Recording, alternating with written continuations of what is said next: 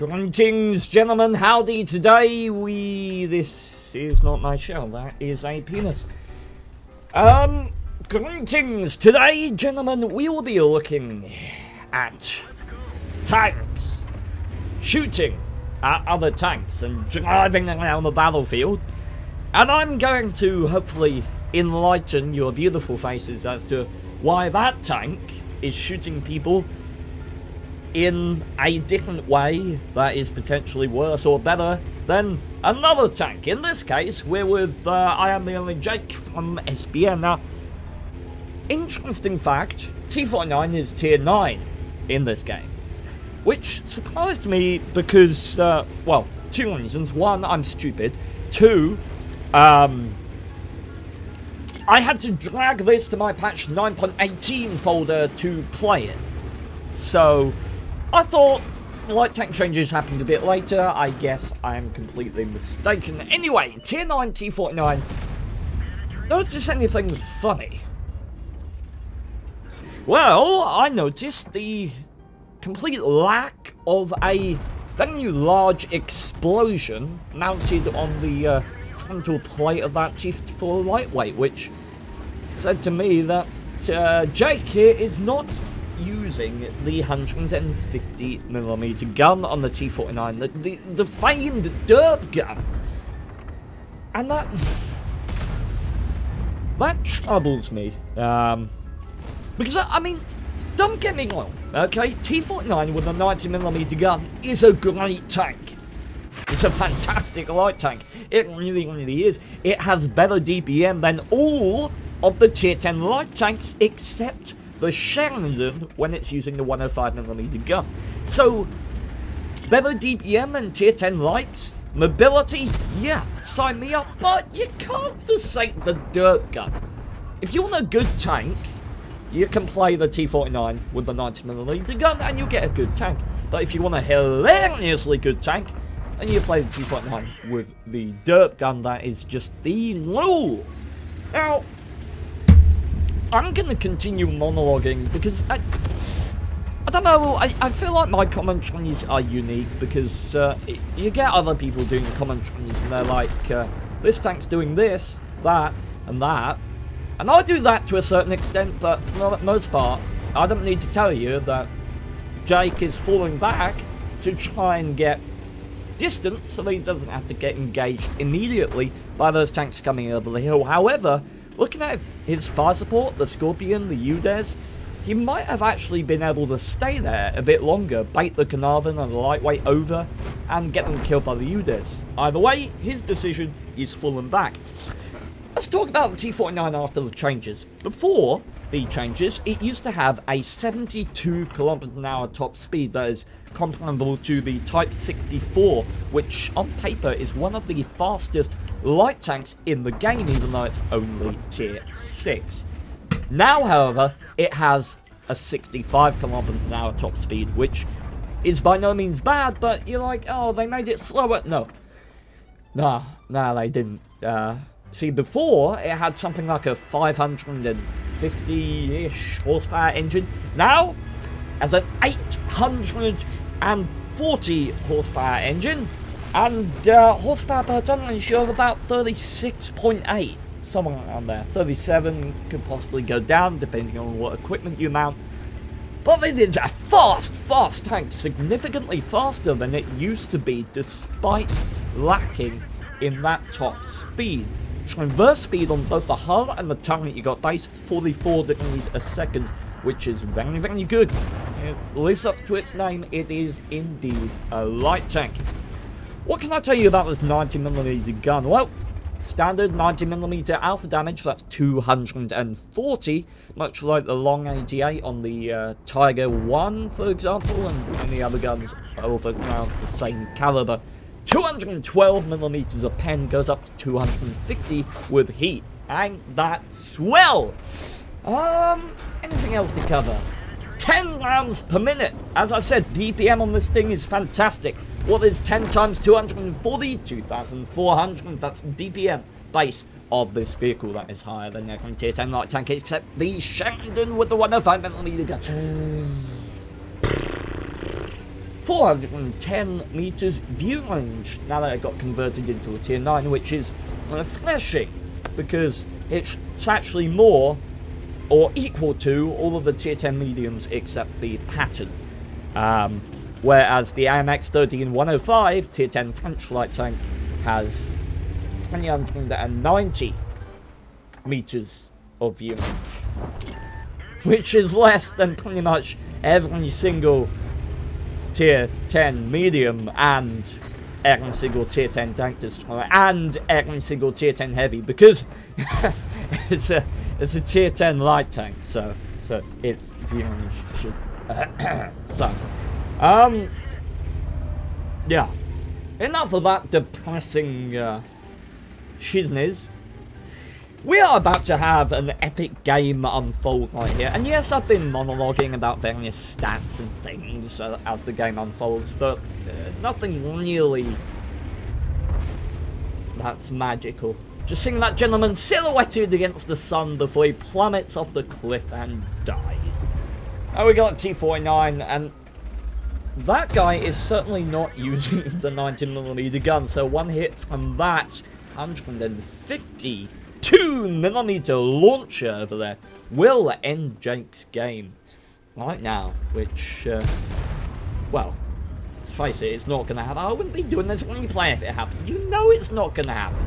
Why maybe I'm trying to build tension here. I'm trying to be a good commentator. I think that window has passed. That said, what are we looking at this game? Really, what's unfolding here? We've got the T28 camping, Bullsig camping, 1390 in the middle with the mod 1. What is going on with that IS-20? Centurion kills the mod 1, well that's great. However, we're about to bear witness to some incredible levels of stupidity and disregard for their own safety on the part of the IS-20 and I believe the Centurion. I can't exactly remember how this game unfolds, but yeah. Oh, yep, Centurion poked out, got shot on by the Bullsig. 1390 is just chilling there, and the IS-20 is completely taking the bait, just YOLO'd down, completely abandoned his position. I must admit, right now, if I was Jake, I'd be tossing some blind fires between the ledge in the distance. You see, right there? Because that's a pretty small area, and I know the Bullsig is going to come right up to the edge there to shoot down at the IS-20. So, I'd have tossed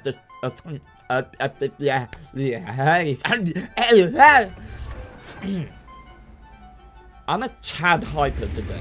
And I mean more than usual. I'm normally quite hyper. I'm just, you know what, I'm going to send my hat off to go pick up some, I don't know, Viagra. That's not the one that makes you sleepy, is it? Nope. Oh well, 11111, etc, etc. IS-20 has succumbed to his own incompetence and died. Now, here's where it's going to get fun. Tiger 2 and Jake here in T49 are going to do some good work together. Jake is grouping up with him. Exactly the right thing to do. And can I just get a mini round of applause for me not having paused the game to monologue? Like, this is a milestone for me. We are about to run into problems. There they are. Bullsig loses one shell. Did he damage the Tiger? Doesn't look like it. And from the looks of things, he does have the 150. I paused it! God damn it! 150mm gun. Jake is loading high explosive shells. Perfect use of them. His DPM has just gone up massively. 10 rounds per minute with 320? 320 he has the DPM of better than a 907. Better than an Object 140. Better than an Object 430. Right then. He had 3,200 base DPM on that Bullsig. God, that was violent. So he heard an RT shell come in there, splash nearby the Tiger. And Jake's trying to get some info on where this 1390 has gone. And there he is! I feel enlightened. Now, 1390, after the changes, it went down from 6 shells to 4. So he used 20 shells to kill that Tiger 2. Now Jake's got a choice. He really has to kill this guy. He can't risk letting him in one low. It's not one he's going to take 2 shots to kill him. It does take a hit from a T28. So T28 gets spotted for that. But 1390 drives a bit poorly. And he's picked him up. So Jake is now a 1-shot. Assuming an average roll for that 120mm gun on the T28. 400 average damage lingering here on 391 health. You cannot mess around. And you've got to think, even if the T28 does low roll, they've got an RT in the game. That RT misses you by about 3 tank lengths. It's still going to kill you if you just survive the T28. So Jake is doing exactly the right thing, using his advantages, the mobility of his tank, the view range of his tank. As I said, 410 meters view range. He can outclass that T28, especially if he's moving by such a long way. Remember, light tanks do not lose their camo rating on the move, unlike every other class of vehicle. Let's say T28's view range is 420, he's running optics, or he's got very poor crew with binos or something. And Jake here has 20 meters. 20 meters? 20% camo. That means that 420, 20% of 420 is... He's not going to spot him for a while. I can't do that. Leave me alone. I punched you guys. I would like to apologise. But I'm not going to, because tonks! So, they've flanked around the Dave. God, I'm terrible today. The only Jake in existence, flanked all the way around, and he's coming up ambitiously, looking for the enemy RT. Now, the worst case scenario is that the RT is going to be basically following the T28 up north, but no. Looks like the RT was using his head a little bit and anticipating Jake's approach on this side. He's getting some encouragement in chat there from the Tiger 2. Nice to see some optimism for a change. And now Jake very nearly makes this climb. I've tried that before. It's very difficult to make it solo. You can boost yourself up there, or you could, but Wargaming has now blocked it, which is probably a good thing, as there wasn't an equivalent position on the other side. So I'm gonna go out on the limb and state that that's very, very good. Shall we talk about the armor? Shall we? Yes, no, why not? Okay, turret armor, 38mm on the front of this thing, which, meh, very, very meh, yes. Front of the hull is 25, side of, oh no, I'm wrong. 38 on the front of the hull, 25 on the front of the turret, right here. 15mm on the side of the hull and the rear of the hull. Side of the turret, hey! RT overcommitting right there, beautiful. 25 on the turret. So, this has just turned from a 2 versus 1 into a 1 versus 1. You got mobility, camo rating, and DPM against armor, a hulking mass silhouetted against the sky. And you gotta remember, the T28 is by no means as slow as it used to be, although, is this before the T28 got buffed? Patch 9.18. I'd be interested to see who can tell me in the comments, what patch did the T28 get buffed? Does it currently have a speed limit of 18? Or is it 28 or whatever it is now? I'm not sure. But if you hadn't noticed, that should have tipped you off. There's less than 1 minute left on this game. 1 minute! Jake is up to almost 4,000 damage at this point. Gets an ambush on the T28, but it misses. plows right into the ground is not what you need when you got 40 seconds left on this game. Is pushing the limits of the DPM of this vehicle as to whether he's actually going to be able to kill this guy by something like a fire. Now he waits in that position until he gets unspotted, again putting in DPM mobility of this vehicle to use 250mm of pen with heat against spaced armor, and that is gonna make you bite down. But you've got 10 seconds left on this game, 10 rounds per minute. What is the DPM of this vehicle gonna be able to do? 3 seconds, 1 second is all you need to get a Top Gun and secure over 4,000 damage in a beautiful T49 replay that I probably should have covered a long time ago. Ladies and gentlemen, this was a beautiful replay. And I don't do commentaries a lot because, I don't know, I feel like too many people emphasize massive damage, or they emphasize collar banners, medals, and I've lost track of the amount of games I've had sent in that, yeah, that happens. You get a collar banners, you get blah blah blah, you get, and like, I'm not impressed by any of them. Most of my games I'm not impressed by because there was no skill involved. I just reacted as I would to the situation. And this one engaged me a little bit. It was exciting. There was relocation, there were good decisions throughout, and it was consistent. And it was very enjoyable. Of course, there's that factor, and the factor that I'm getting a load of new subs at the moment, which really pisses me off, because it is just a number. And I've been participating in this for the players, by the players program, which I will put links down in the description if you want to know more about it. You can stand a chance of winning a certain number of premium tanks. I believe there's an AMX CDC up for grabs and stuff like that, but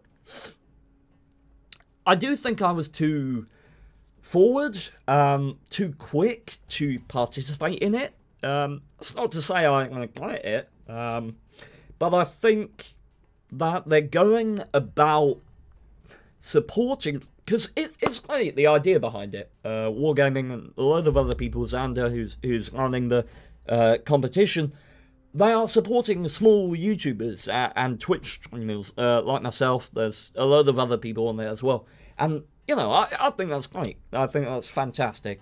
You know, encourage their communities and help them grow. Perfect idea, right?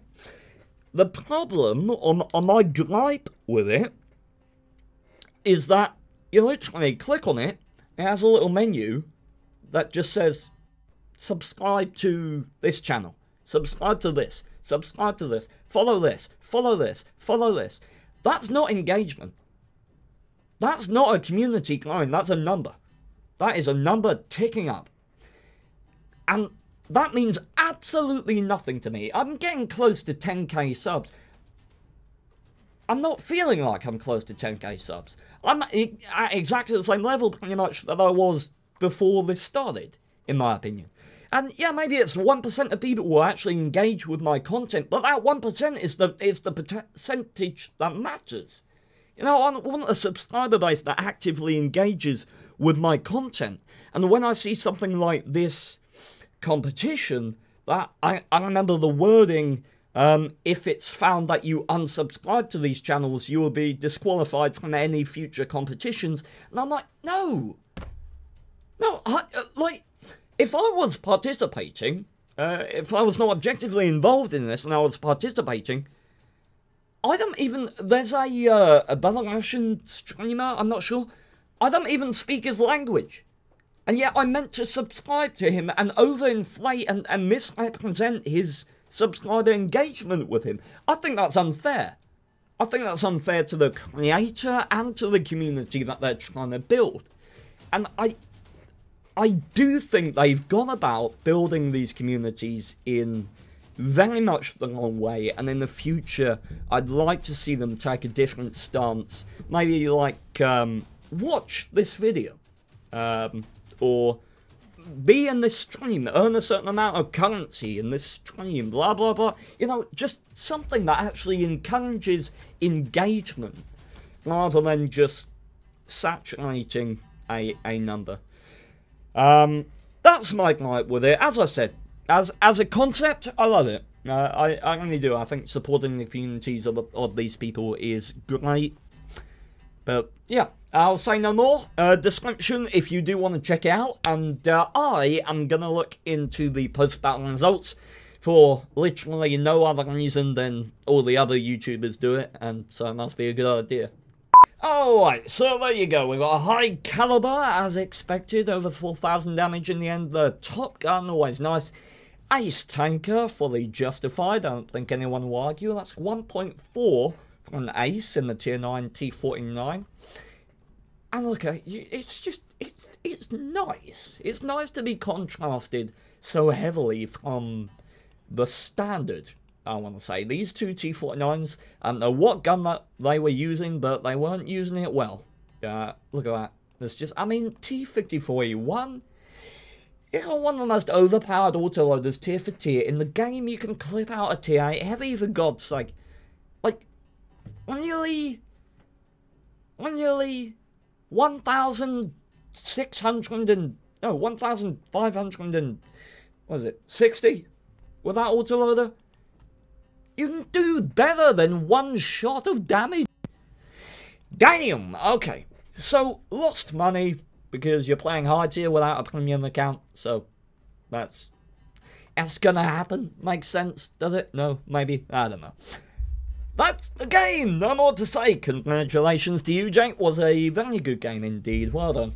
And until next time, gentlemen, I'm working on congratulations. You're at number 10 at the moment. Also, Honest Gaming Best of 2017 will be out at the end of the year. So I'm working on that as well. I'm also doing the script for episode 8 with Jingles Jedi myself. Cinematic series, that will be the last in the continuity that we're currently pursuing with the T57 Heavy as the villain and our group, before we change continuities and introduce potentially new tanks, new villains, and new excitement. So, get excited, because it's going to be really, really fun. And I just flicked a bit of fluff at myself. Yay! Farewell, gents.